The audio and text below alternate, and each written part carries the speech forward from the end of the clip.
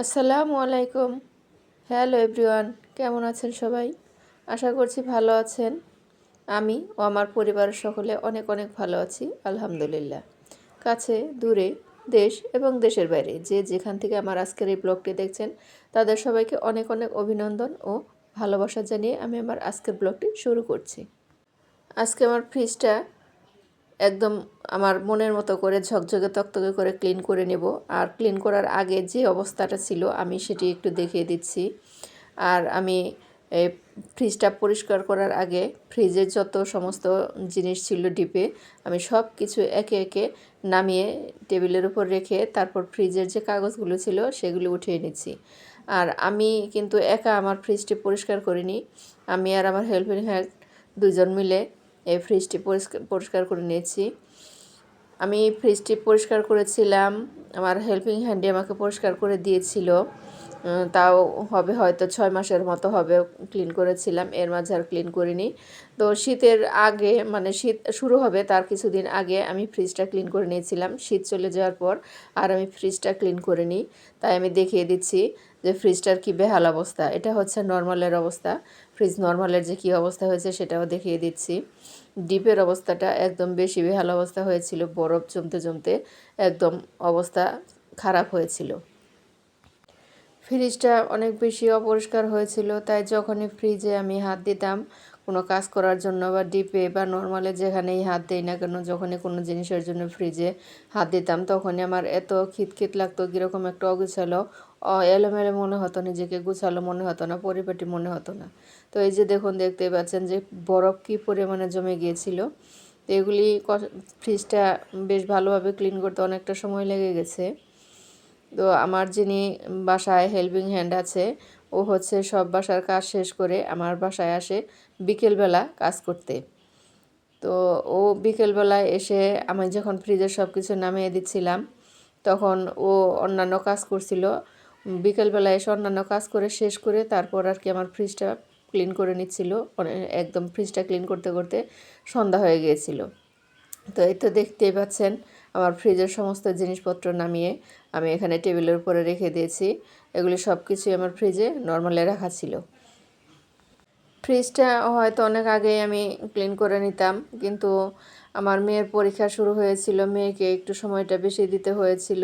মেয়ের পরীক্ষা প্রথম সময় পরীক্ষা প্রায় 22 দিনের মতো পরীক্ষাটা হলো, মেয়ের পিছনে একটু সময় দিতে হয়েছে। আর প্রতিদিন বিকেলবেলা হলেই ওকে নিয়ে প্রাইভেটে যেতে হয়েছে, যে সময়টা আমার বাসায় যে হেল্পিং হ্যান্ড আছে সে আমার বাসায় এসে কাজ করতে।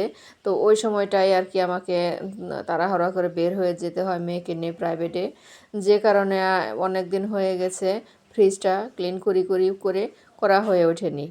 তো আজকে অবশ্য আমি ভেবেছিলাম যে আজকে যেহেতু মেয়ের পরীক্ষা শেষ হয়ে গেছে, তো আজকে বিকালে মেয়ের প্রাইভেটটা নেই, আজকেই আমি ফ্রিজটাকে ক্লিন করে নিব। তো এখানে যিনি ফ্রিজটা পরিষ্কার করছেন এটাই হচ্ছে আমার হেল্পিং হ্যান্ড, আর আমি ক্যামেরায় ছিলাম। ও কীভাবে পরিষ্কার করছে সেটা আমি দেখিয়ে দিচ্ছিলাম। অনেক সময় অনেক জায়গায় অনেক স্পট থেকে যায়, অনেক কালো ময়লা জমে থাকে, সেটাও ভালোভাবে ক্লিন করতে পারে না, সেটা আমি দাঁড়িয়ে দাঁড়িয়ে একটু দেখিয়ে দিচ্ছিলাম আর একটু ভিডিও করে দিচ্ছিলাম আর কি। এই ফ্রিজটা ক্লিন করতে করতে আমি একটা ছোট টিপস বলে দিই, যাদের ফ্রিজটা অনেক বেশি নোংরা হয়ে যায় এবং যাদের ফ্রিজে নর্মালে বা ডিপে অনেক বেশি আষ্টে একটা গন্ধ হয়, কীরকম একটা নোংরা গন্ধ, মানে ফ্রিজটা ক্লিন করলেও সেই গন্ধটা আর যায় না, তাদের জন্য আর কি বলে দিচ্ছি। তারা ফ্রিজটা বেশ ভালোভাবে ক্লিন করে নেওয়ার পর তারপর একটি বা দুইটি, যার ফ্রিজ বড় আছে সেরা 3টিও নিতে পারেন, এভাবে লেবু কেটে আপনারা পুরো ফ্রিজে একদম লেবু দিয়ে বেশ ভালোভাবে ঘষে ঘষে নেবেন। এতে করে লেবুর যে স্মেলটা আছে সেটা পুরো ফ্রিজে ছড়িয়ে পড়বে, আর ফ্রিজের যে দুর্গন্ধ আসে সেটা আর থাকবে না। তো এই তো ফ্রিজটা ক্লিন করে একদম গুছিয়ে রেখে তারপর আমি আর কি রাতের বেলা, যেহেতু ফ্রিজটা ক্লিন করতে করতে সন্ধ্যা হয়ে গিয়েছিল, তারপর সব কিছু গুছিয়ে ঘরটর মুছতে মুছতে একদম রাত হয়ে গিয়েছিল। তো রাতের বেলায় আমি আমার বেলকনিতে যে ইনডোর প্ল্যান্টগুলো ছিল সেগুলোকে আমি একটু পানি দিয়ে গোসল করে দিচ্ছিলাম। 2-3 দিন হয়ে গেছে এগুলোকে পানি দেওয়া হয় না, তো আমি ভাবছিলাম এগুলোকে পানি যখন দেবো তাহলে একটু গোসল করে দিই। ঘরের যে গাছগুলি থাকে বা ছাদের যে গাছগুলি থাকে সেই গাছগুলোকে সপ্তাহে 1 দিন হলেও গোসল করে দিতে হয়, এতে করে গাছের গ্রোথ অনেক বেশি ভালো হয়। ভিডিওর এই পর্যায়ে এসে ছোট্ট একটু অনুরোধ করছি, যারা আমার এই চ্যানেলটি দেখছেন তারা দয়া করে আমার চ্যানেলটি সাবস্ক্রাইব করে যাবেন। আর যারা সাবস্ক্রাইব করেছেন তাদেরকে অনেক অনেক ধন্যবাদ জানাই। সাবস্ক্রাইব করে আমার পাশে থাকা বেল বাটনটি চেপে দেবেন, আর একটি করে লাইক কমেন্ট অবশ্যই করে যাবেন। তো এটা হচ্ছে পরদিন সকালবেলা। এখানে আমি 5 কেজির মতো আম কিনে এনেছিলাম। আম দিয়ে কিছু আচার তৈরি করব, সেই জন্য আমগুলো আমি একটু ভালোভাবে খোসা ফেলে কেটে কেটে ধুয়ে নিয়েছিলাম। কিন্তু আমগুলোর ভিতরে কাটার পর দেখতে পেলাম এত বেশি পোকা ছিল যে আচার করার মনটাই নষ্ট হয়ে গিয়েছিল। আম কাটিয়া শুধু পোকা বের হয়। তো আম কাটার পর এখানে আমি তরকারি রান্না করব, সেই জন্য আমি একটু সবজি কেটে নিচ্ছিলাম। ডাঁটাটাকে একটু কেটে নিচ্ছিলাম। আগের দিন রাতের বেলা ডাঁটা বাজার থেকে আনা হয়েছে। ডাঁটা রাতের বেলা যদি কেটে রাখতাম, কাটা কাটা ডাঁটা যেটা কেটে রাখলে ডাঁটাটা শক্ত হয়ে যায়, সেজন্য আমি রাতের বেলা ডাঁটা কাটিনি, যখন রান্না করব কেটে বেছে তারপর আমি রান্না করব সেজন্য রেখে দিয়েছিলাম। তো এটা আর কি পরদিন সকালবেলা আমি ডাঁটাগুলি কেটে বেছে নিচ্ছিলাম। আসলে শরীর ভালো না থাকলে কোনো কিছুই করতে ইচ্ছা করে না।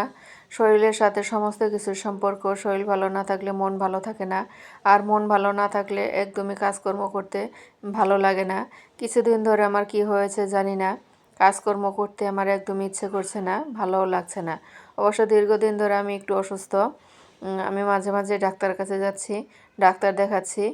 তো ডাক্তার বারবারই বলছে সেরকম কোনো বড় সমস্যা না, আমি ঠিক হয়ে যাব। কিন্তু সুস্থতা মানে আল্লাহ তাআলার অনেক বড় নিয়ামত। সুস্থ হতে পারছি না কেন জানি না। আমার জন্য সবাই একটু দোয়া করবেন, আমি যেন তাড়াতাড়ি সুস্থ হয়ে উঠতে পারি। যখন হাসপাতালে যাই তখন অবশ্য দেখা যায় যে পৃথিবীতে মানুষ কত অসহায়, কত অসুস্থতা নিয়ে বেঁচে আছে, কত অসহায়ভাবে দিন কাটাচ্ছে। তার চেয়ে আল্লাহ তাআলা আমাদের অনেক ভালো রেখেছেন, অনেক ভালো আছি, সুস্থ আছি। সেই জন্য আল্লাহ তাআলার দরবারে অনেক অনেক শুকরিয়া আদায় করি, আলহামদুলিল্লাহ। সুস্থতা যে আল্লাহ তাআলার কত বড় নিয়ামত, সেটা কিন্তু অসুস্থ না হলে বোঝা যায় না। যখন অসুস্থ হই তখন বোঝা যায় যে আল্লাহ তাআলা সুস্থতার মধ্যে কত বড় নিয়ামত রেখেছেন। তো আমরা যে যেখানেই থাকি, যে অবস্থায় থাকি, অবশ্যই আল্লাহ তাআলার শুকরিয়া আদায় করব, অবশ্যই বেশি বেশি আলহামদুলিল্লাহ বলবো। আল্লাহ তাআলা আমাদের বাঁচিয়ে তো রেখেছেন, অনেক সুস্থভাবে রেখেছেন। অনেকের হাত নেই, অনেকের পা নেই, অনেকে হাঁটাচলা করতে পারে না, কেউ ক্যান্সার হয়ে দীর্ঘদিন বিছনায় কাতরাচ্ছে, কারো কিডনি নষ্ট হয়ে গেছে। এভাবেই তো মানুষ বেঁচে আছে। তবুও তারা যেভাবে বেঁচে আছে তার চাইতে তো আমরা অনেক ভালো আছি, অনেক ভালোভাবে বেঁচে আছি। তাহলে আমরা কেন শুকরিয়া আদায় করব না মহান আল্লাহ তাআলার দরবারে? অবশ্যই আল্লাহ তাআলার দরবারে আমরা শুকরিয়া আদায় করব। যেভাবে আছি তাদের চাইতে তো অন্তত ভালো আছি। আমাদের তো দিন তাদের চাইতে অনেক ভালোভাবে কাটছে। তো যাই হোক, কথা বলতে বলতে কিন্তু আমি এখানে দুপুরের রান্নাগুলি করে নিচ্ছিলাম। এখানে আমি বেগুন দিয়ে ইলিশ মাছ দিয়ে রান্না করছিলাম। ইলিশ মাছ বলতে এখানে আর কি ঝাটকা ইলিশ যেটা, সেটাই আমি আর কি কেটে রান্না করছিলাম। আমি আমি যেটা খেতে পছন্দ করি, সরিষা ইলিশটা খেতে পছন্দ করি, কিন্তু আমার মেয়েটা হয়েছে আমার উল্টো। ও হচ্ছে সরিষা ইলিশ খুব পছন্দ করে, কিন্তু খুব বেশি না। ও বেগুনের সাথে ইলিশ খেতে অনেক বেশি পছন্দ করে। আমার হাজব্যান্ড হচ্ছে বেশিরভাগ সময় বাসার বাইরে থাকে। বাসায় খুব একটা সময় তিনি দিতে পারে না। তাই বাজার, যত ধরনের বাজার, কাঁচা বাজার, মাছের বাজার, যত ধরনের বাজার আছে সব আমার নিজেকেই করতে হয়। আমি বাজার বেশিরভাগ সময় করে থাকি। মেয়েকে নিয়ে প্রাইভেট থেকে আসার সময় রাতের বেলা ভ্যানে যে সবজিওয়ালা থাকে, সবজি থাকে ভ্যানে, আমি সেখান থেকে সবজিগুলি একটু কম দামে নিয়ে আসি। রাতের বেলা একটু দেখে শুনে বুঝে শুনে সবজি কেনাকাটা করতে হয়, কারণ হচ্ছে সারাদিন সবাই সবজিগুলো ভ্যানে থেকে কেনাকাটা করেছে। আর ভ্যানের যে অবশিষ্ট সবজিগুলো থেকে যায় সারাদিন সবাই নেওয়ার পর, অবশিষ্ট সবজিগুলো কিন্তু খুব বেশি ভালো থাকে না। সেখান থেকে দেখে শুনে বুঝে তারপর একটু একটু যাচাই বাছাই করে দামাদামি করে একটু খাবার দেখে শুনে কিনতে হয়। এতে করে আপনার ভালো জিনিস কিনতে পারবেন। আমি কিন্তু এভাবেই রাতের বেলা ভ্যান থেকে এই সবজিগুলো কিনে থাকি। বেগুন দিয়ে ইলিশ মাছের তরকারিটা হয়ে গেছে, সেটা নামিয়ে নেওয়ার পর চুলায় আবার একটি প্যান বসিয়ে দিয়ে আমি সেই প্যানে পেঁয়াজ কাঁচামরিচ কুচিয়ে একটু ভেজে নিয়ে সব মশলা দিয়ে, আমি এখানে কিন্তু নদীর ছোটো মাছ, নদীর যে পেয়ালি মাছটা আছে সেটা কিনেছিলাম। সেই মাছগুলো আমি একটু এখানে হালকা মানে অল্প একটু ঝোল দিয়ে ভুনা করে নেব। যেহেতু আমি বড় মাছ খাই না, বড় মাছ খেতে পছন্দ করি না, আমার জন্য সবসময় বাসায় ছোটো মাছের কিছু কালেকশন থাকে। তো আমি মাঝে মাঝেই দেখা যায় ছোটো মাছ চচ্চড়ি করে থাকি। তো ওই চচ্চড়ি আমি যত ইলিশ মাছ থাক, বড় মাছ থাক বা যত ধরনের মাছই থাক না কেন, আমার এই চচ্চড়ি মানে মাছের ছোটো মাছের যে চচ্চড়িটা, এটা হলে আবার অন্য আর কোনো কিছুই লাগে না। আমি ছোটো মাছের চচ্চড়িটা অনেক বেশি পছন্দ করি। তো আমি সেদিনও এই ছোটো মাছটা চচ্চড়ি করেছিলাম আমার খাওয়ার জন্য। আজকে সকালবেলা 7টার দিকে মেয়ে ঘুম থেকে উঠে বলতেছে, আম্মু আমার পেট ব্যথা করতেছে, ভালো লাগতেছে না। তো দেখলাম কয়েকবার বমি করলো, বেশ কয়েকবার বাথরুমেও গিয়েছে, ওর শরীরটা অনেক বেশি খারাপ, পেটটা ব্যথা করছিল। তো ও আর আজকে স্কুলে যেতে পারেনি। ওর শরীর খারাপ দেখে আমি আর স্কুলে যাওয়ার জন্য কোনো চাপাচাপি করিনি। সন্তানের অসুখ বিসুখ হলে বাবা মার খারাপ লাগবে, এটাই স্বাভাবিক। ওর অসুস্থতা দেখে আমার মনটা অনেক বেশি খারাপ হয়ে গিয়েছিল। আজকে আমার কাজ করতেও খুব একটা ভালো লাগেনি, মেয়েটার জন্য মনটা অনেক খারাপ ছিল। যদিও আমি অসুস্থ, তার উপরে আবার মেয়ে অসুস্থ, দুজন মিলেই আর কি অসুস্থ, সেই জন্য আর কি কোনো কাজ করতে আরও একদমই ভালো লাগছিল না। আজকে কাজের মধ্যে অনেক বেশি অলসতা এসেছে, অনেক বেশি কীরকম একটা অন্যমনস্ক, কাজের দিকে মনোযোগী দিতে পারছিলাম না। একটার পর একটা যে কাজ করব সেইভাবে মানে গুছিয়ে উঠতে পারছিলাম না। একটা কাজ করার পর আরেকটা কাজে যাব, সেদিকেই কোনো মন মানসিকতায় যাচ্ছিল না, মনকে স্থির করতে পারছিলাম না।